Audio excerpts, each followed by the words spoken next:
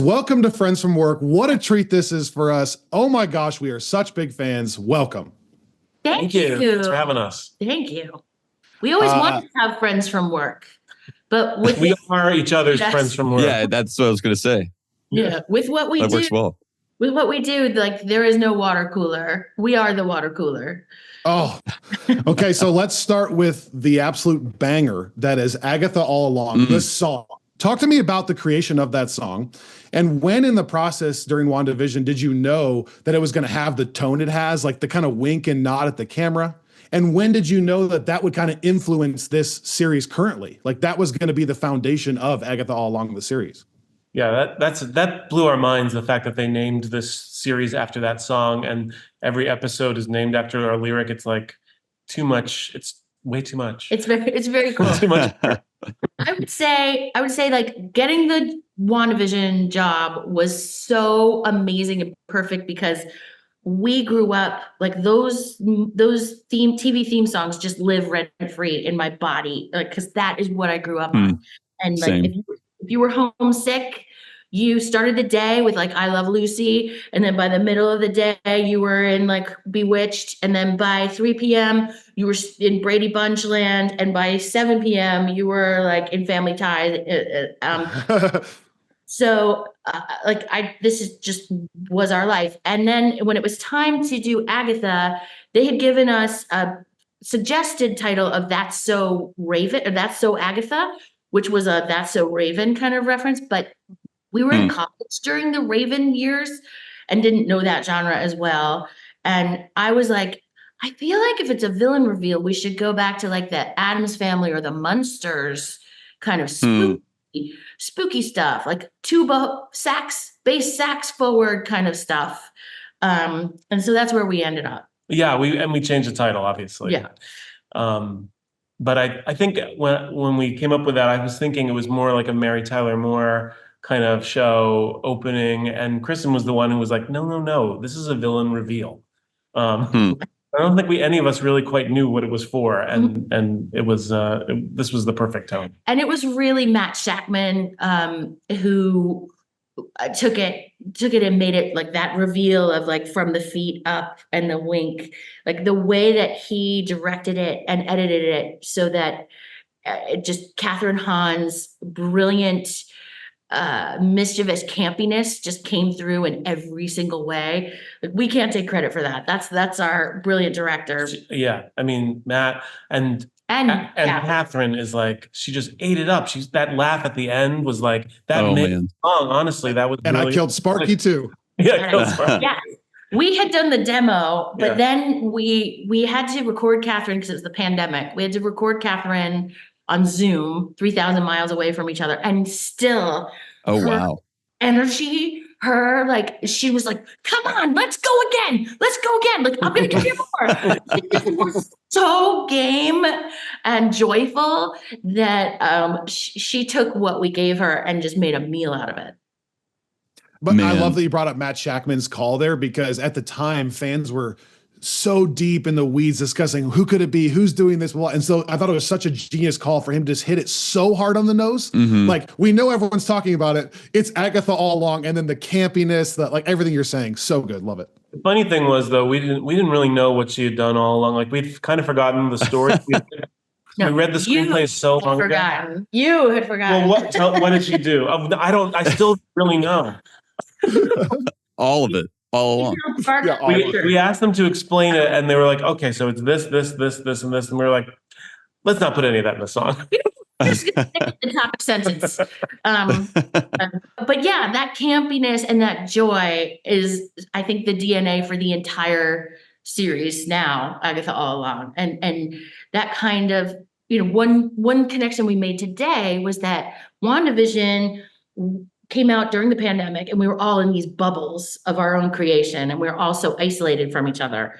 And Agatha All Along is about breaking out. Yeah, is this wonderful breaking out and building your coven, building your people that you're going to move forward with, that you're going to walk the road publicly together.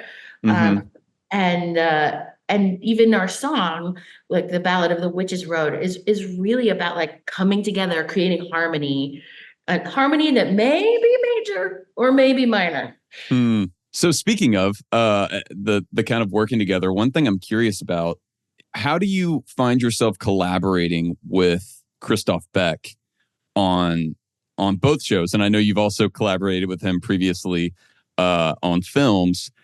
When you're kind of putting together these songs musically, is that a dialogue, or are you kind of handing these over to him and he's going from there? Our collaboration is entirely telepathic.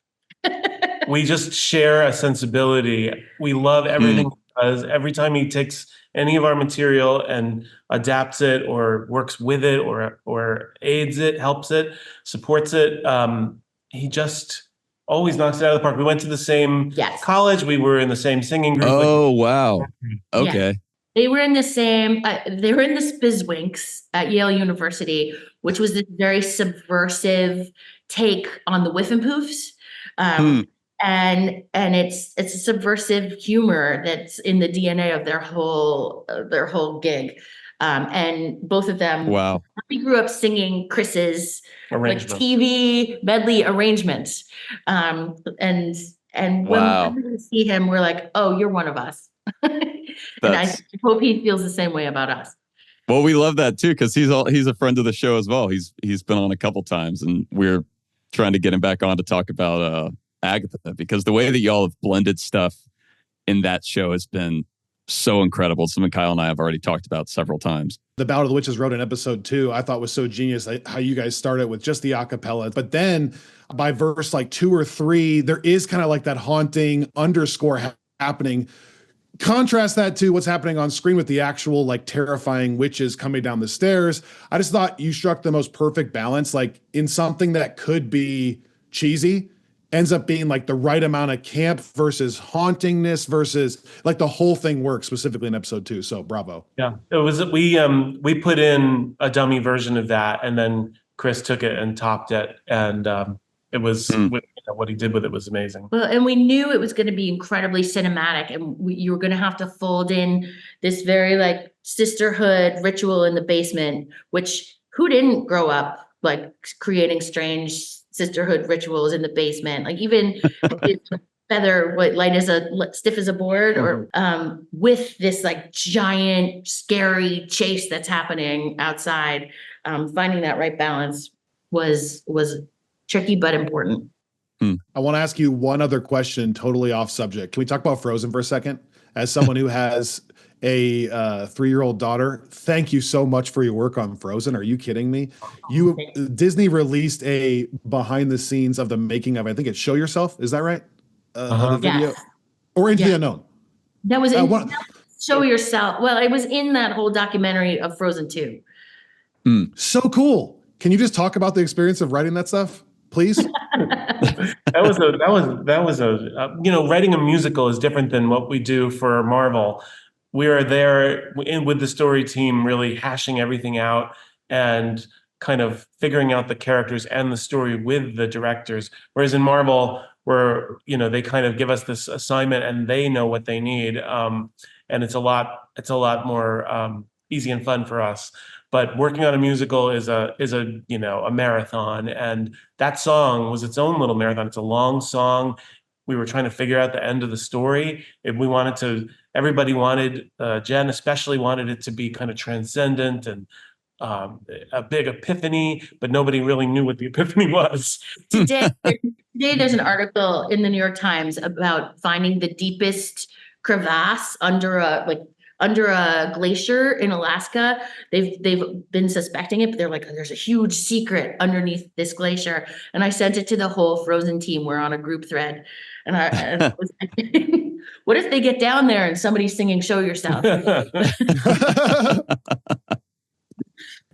I love that there's a Frozen group thread going on. That makes me happy. Oh, it's so fun. Like when people have something that comes out or something important happens and Frozen is involved, it's always fun to just connect with each other. You brought the Ballad of the Witches Road back in episode 4.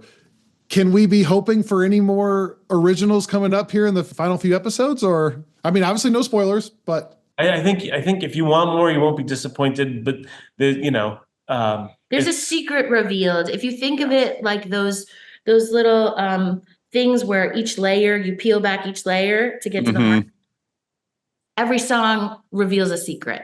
Every version of the song gives you information. Oh, I love that. And that's all we'll say. You love to see it. Thank you guys so much for your time. You have been absolutely wonderful. We can't wait to see what happens in the rest of the series. So thank you. Keep doing it. Thank you. You keep doing it too. We all need Thank you. We're all friends from work now. So you're in. You're in the club. All right. See you at work.